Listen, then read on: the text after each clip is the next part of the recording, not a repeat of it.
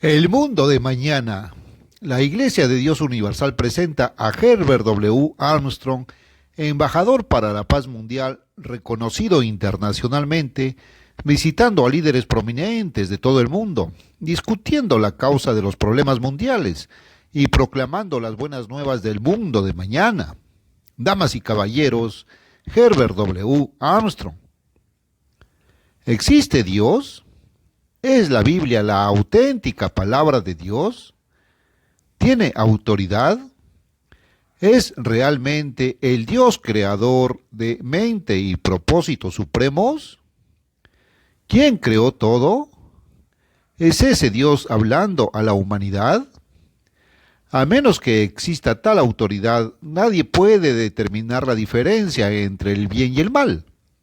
Y los legisladores podrían decirle que los miembros del Congreso pueden decirle que los abogados deberían decirle que han estado luchando durante mucho tiempo por conocer la diferencia entre el bien y el mal, y aún no lo saben. Bueno, esas preguntas me preocuparon mucho allá por 1926, en la primavera de 1927. En ese momento descubrí en la Biblia no solo el origen y el propósito de toda la humanidad y por qué la humanidad tuvo que venir a la Tierra. ¿A dónde vamos? ¿Cuál es el verdadero propósito? ¿Por qué las cosas son como son? ¿Por qué vivimos en una época de progreso asombroso y al mismo tiempo de males atroces y los males se multiplican aún más rápido que el progreso? Y todo eso se explicó en ese momento. Además, encontré las raíces de los pueblos estadounidense y británico. Ya sabes, nuestros pueblos estadounidense y británico no saben quiénes somos. Ahora, el pueblo judío sabe quiénes son. Rastrean sus raíces y las rastrean a través de la Biblia hasta el primer hombre creado, Adán. El pueblo árabe y las naciones árabes rastrean sus raíces. Saben que descienden de Ismael. E Ismael se menciona en las páginas históricas de la Biblia y rastrean su origen hasta el primer hombre creado.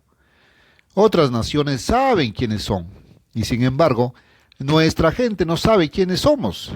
No sabemos de dónde venimos. ¿Cuáles son nuestras raíces?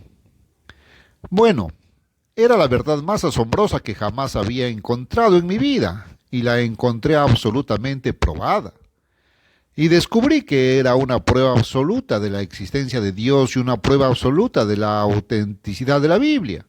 Porque a menos que haya un Dios hablando en esas páginas escritas hace 3500 años y que haya hecho que todos estos eventos sucedan, no el hombre podría haberlo hecho. No hay manera, es una prueba absoluta. Es la cosa más asombrosa en la que jamás me he encontrado y una prueba de la existencia del Dios mismo y la autenticidad de la Biblia.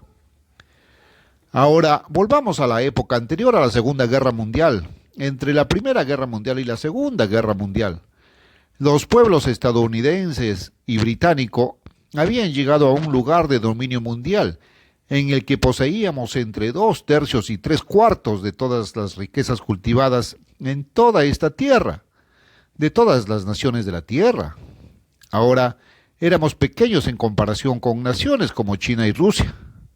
Y sin embargo, en aquella época poseíamos más de 2/3 y casi 3/4, y todas las demás naciones juntas poseían poco más de 1/4 en toda la riqueza. Ahora bien, antes del año 1800 éramos comparativamente pequeños. Entonces no éramos los países económicos más grandes del mundo ni las mayores potencias financieras. ¿De dónde sacamos toda esa riqueza? ¿Cómo? ¿Cómo ocurrió todo? Ahora, déjame decirte que he descubierto acerca de la Biblia. La Biblia es un libro de una determinada nación. Es el libro de Israel y se preocupa por Israel y solo se preocupa por otras naciones cuando entran en contacto con Israel. Mucha gente no se da cuenta de eso, pero si estudias la Biblia descubrirás que es absolutamente cierto. Está preocupada por esa nación y por otras naciones solo cuando entran en contacto con Israel. Ahora, encontré en la Biblia algunas promesas sorprendentes hechas a Abraham. Creo que es bien sabido entre los llamados eruditos bíblicos que Dios le había prometido a Abraham una simiente, Jesucristo, que se convertiría en el Mesías. Ahora, la promesa del Mesías era simplemente una promesa de gracia, pero había descubierto que Abraham había recibido promesas de Dios según la Biblia. Si la Biblia es cierta, promesas enteramente de raza. En el capítulo 12 del Génesis, en el versículo 1, leemos: Ahora el Eterno había dicho, sal de tu tierra a la tierra que yo te mostraré, y si haces eso, yo haré de ti una gran nación. Ahora eso era condicional, iban a convertirse en una gran nación.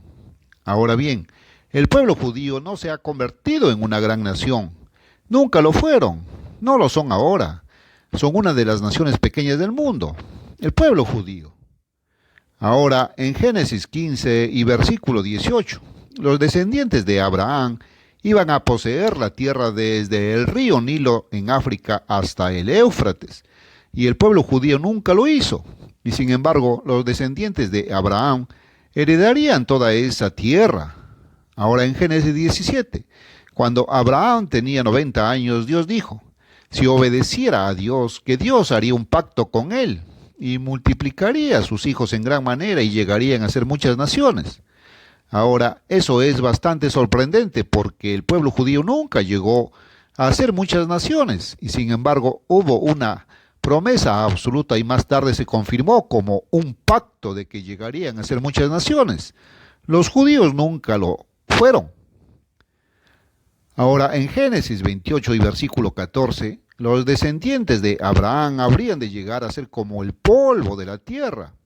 Serían tan numerosos. Los judíos nunca llegaron a ser tan numerosos y se esparcieron por el extranjero, hacia el oeste, hacia el este, hacia el norte y hacia el sur, hasta abarcar todo el mundo. Ahora debían extenderse al extranjero, expandirse.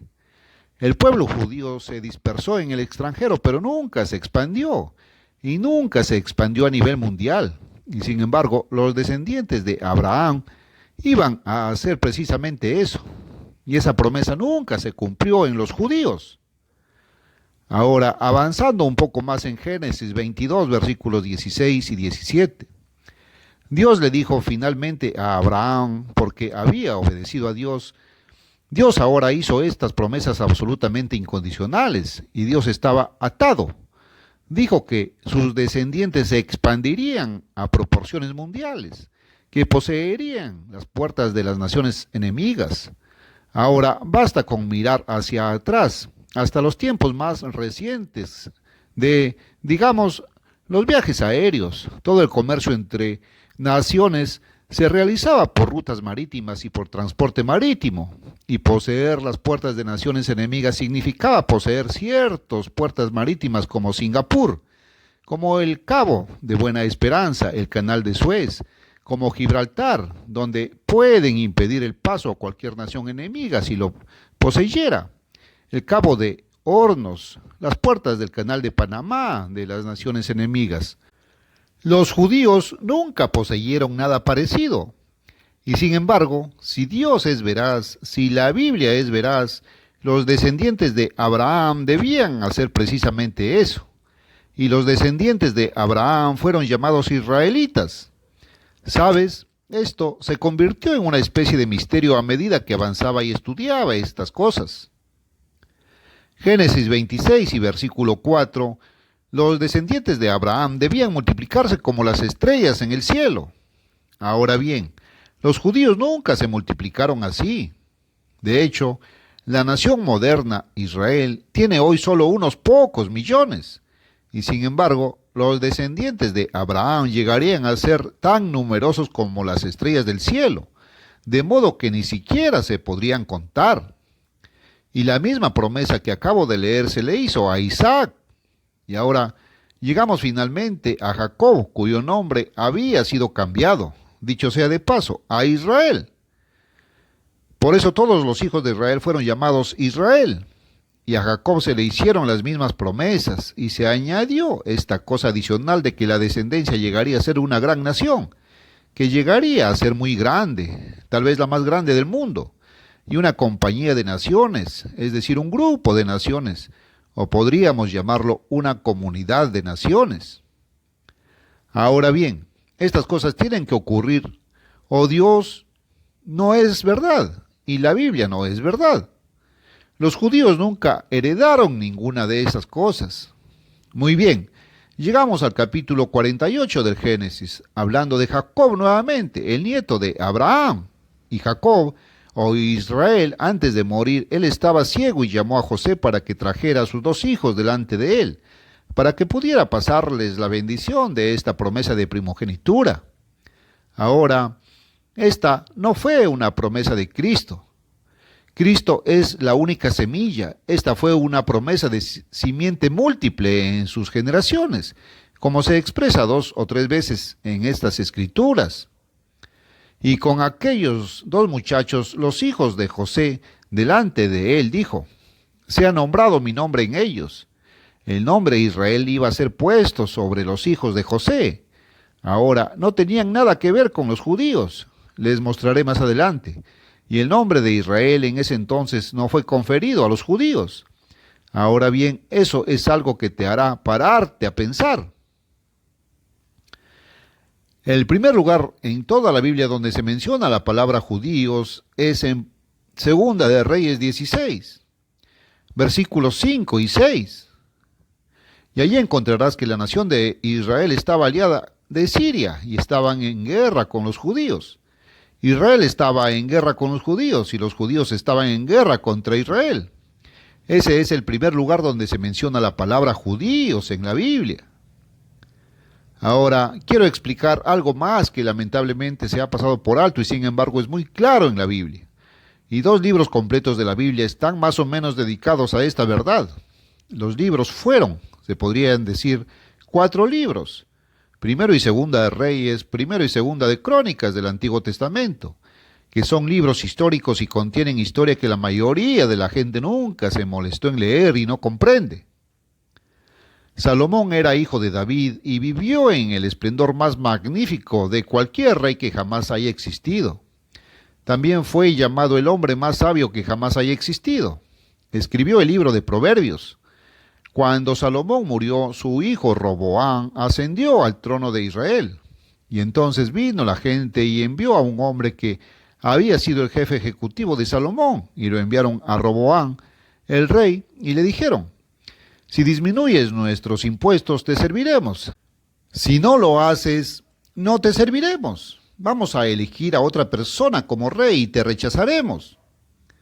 Bueno, primero consultó a los ancianos y le dijeron: «Será mejor que sigas su consejo y lo cambies. Hablan en serio». Luego consultó a los jóvenes. Él todavía era bastante joven. Y le dijeron: «Oh, diles a dónde ir». Y entonces les dijo que los iba a castigar con impuestos peores de los que su padre jamás hubiera pensado. Entonces eligieron a este Jeroboam como su rey y rechazaron a Roboam como su rey. Cuando eso sucedió, la tribu de Judá, una tribu, porque Roboam era de la única tribu de Judá. Judá se separó de Israel y se convirtió en una nación separada. Ahora bien, Benjamín siempre había tenido razón con Judá. Y así Benjamín siguió adelante y entonces fueron llamados reino de Judá, ya no reino de Israel. Y entonces fueron llamados judíos, una nación separada de Israel. Ahora, lo primero que hizo este Jeroboam cuando fue hecho rey fue cambiar los días de fiesta del mes séptimo al mes octavo. Y también cambió el séptimo día sábado al octavo día, que sería el primer día de la semana o domingo. Ahora, al mismo tiempo, rechazó a toda la tribu sacerdotal, que es la tribu de Leví, porque eran los mejor educados y tenía miedo de que condujeran al pueblo de regreso a Roboam, hijo de Salomón y nieto de David. Y así los levitas entraron con Judá y pasaron a ser parte de la tribu de Judá o del reino de Judá. Ahora, por ejemplo, en el Nuevo Testamento lees mucho sobre el apóstol Pablo, pero él era un Benjamín. Y sin embargo, se llamaba a sí mismo judío y lo llamaban judío, pero los demás no eran llamados judíos. Y ellos estaban en guerra contra los judíos y se llamaban Israel, y habían puesto su capital en Samaria, al norte de Jerusalén. El reino de Asiria ahora invadió a Israel. Ahora Israel fue en cautiverio del 721 al 718 a.C., y los sacaron de sus hogares, de sus granjas, de sus ciudades, y los llevaron cautivos hasta las costas del sur del mar Caspio en la tierra de Asiria. Y luego trasladaron a los babilonios de Babilonia, que creían en la religión de los misterios babilónicos, e incidentalmente de regreso a la tierra de Samaria al norte de Jerusalén. Ahora, en los días de Cristo, los judíos consideraban a los samaritanos como perros y no querían tener nada que ver con ellos. Pertenecían a la religión de los misterios babilónicos. Bueno, eso es solo un pequeño parte de la historia. Ahora, mientras tanto, Judá no había pecado, pero después sí lo hicieron. Y más de 100 años después, Judá fue sacado y hecho cautivo, pero una colonia de ellos regresó para reconstruir el templo más tarde. Y los judíos estuvieron allí durante bastante tiempo después de eso. Pero para entonces, los asirios con los israelitas a quienes habían tomado cautivos comenzaron a moverse de oeste a noroeste y se habían movido hacia el oeste, y los asirios se detuvieron en la tierra que ahora llamamos Alemania. Y el pueblo de Alemania hoy es descendiente de los antiguos asirios, pero los israelitas avanzaron más hacia el oeste y comenzaron a aumentar su población como Dios le había prometido a Abraham, y eran Israel y ocuparon Europa occidental y las islas británicas. Ahora vayamos un poco más allá. Quiero leerles una profecía que Dios le había dado al antiguo Israel antes de que todo esto sucediera en los días de Moisés. Está en Levítico el capítulo 26, comenzando con el versículo 2, donde Dios dijo: guardaréis mis sábados y tendréis reverencia a mi santuario. Yo soy el Eterno. Si andáis en mis estatutos y guardáis mis mandamientos y los hacéis, entonces os haré llover a su debido tiempo y la tierra dará su producto. Llegarían a ser muy prósperos tal como Dios le había prometido a Abraham. Pero si no me escuchan y no cumplen todos estos mandamientos, y si aún no me escuchan a pesar de todo esto, entonces los castigaré 7 veces más por sus pecados. Ahora, eso fue después de que él había dicho que primero los castigaría. Y si ni siquiera entonces escuchaban, él los castigaría 7 veces. Ahora bien, en la Biblia se utilizan 7 tiempos como periodo de tiempos. Hay 2 lugares diferentes. No tendré tiempo ahora mismo en el aire para entrar en ello, pero 2 lugares diferentes que muestran que un tiempo era un año lunar de 360 días, y cada día sería un año cumpliéndose. Entonces, en realidad significó 2520 años. En otras palabras, Dios entonces retendría estas promesas a Israel, y recuerde, ahora se las hizo a Israel, Jacob, el Jacob moribundo. Había dicho que mi nombre sea nombrado en ellos. Fueron hechos para Israel. Podrían haberlos tenido durante su vida, pero serían retenidos durante 2520 años. Pero entonces Dios cumpliría las promesas porque se lo había prometido a Abraham incondicionalmente. Ahora bien, esos 2520 años, comenzando con el 721 a.C., nos llevaron al año 1800, no muy lejos de nuestro tiempo, y así les fueron quitadas las promesas. Ahora, el moribundo Jacob había puesto a Efraín por delante de Manasés y había dicho que Manasés llegaría a ser una gran nación. ¿Y crees que podrían suponer de eso la nación más grande del mundo? Pero Efraín llegaría a ser más grande y llegaría a ser una comunidad o un grupo de naciones. Y hoy en día se le llama una comunidad de varias naciones diferentes. Y así rastreamos la historia hasta el lugar donde se asentaron diferentes tribus en Europa occidental. Por ejemplo, creo que tenemos pruebas de que los franceses, especialmente los del norte, descienden de la tribu de Rubén. Otros en Europa occidental son de otras tribus, de las 10 tribus, y fueron llamados las 10 tribus perdidas. Lo perdieron cuando perdieron el signo que los identificaba, el sábado.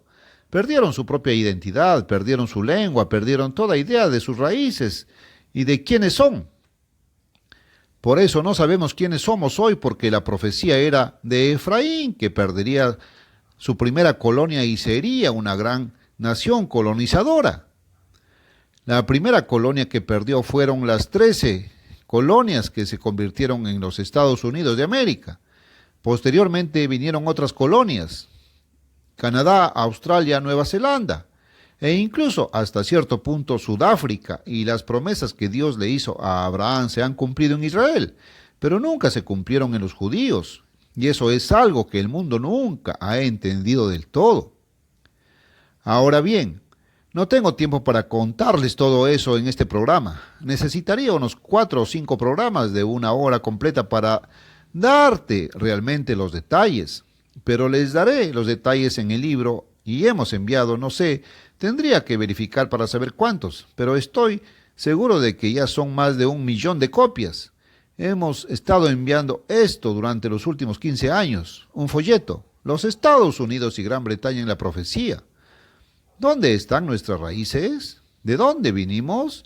¿Qué dice la Biblia sobre los Estados Unidos? ¿Dónde se nos menciona en la Biblia? Esto lo explica. Esto entrará en detalle.